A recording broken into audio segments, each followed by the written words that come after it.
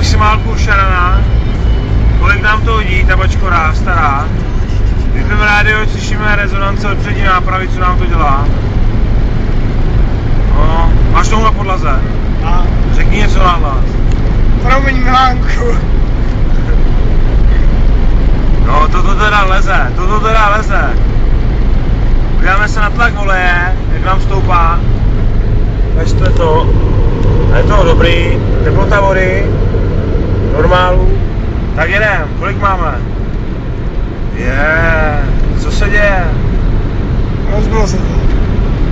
Jo. Tak jako, pojedeš nebo ne? Co, jeď? Plnej. Jeď, blíkni mu, stojí, jedem. Šup.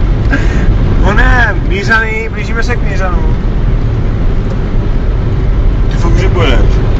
Jedu. Ale ty jdeš, vole. To vole nejelo vůbec, teď dělám na podlaze. No tak ho nech bej, on se rozeběhne. No je, budeš brzdit, vole. No, do levýho už to házej.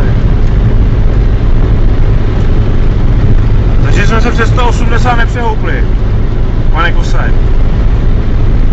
Něco s tím bude asi.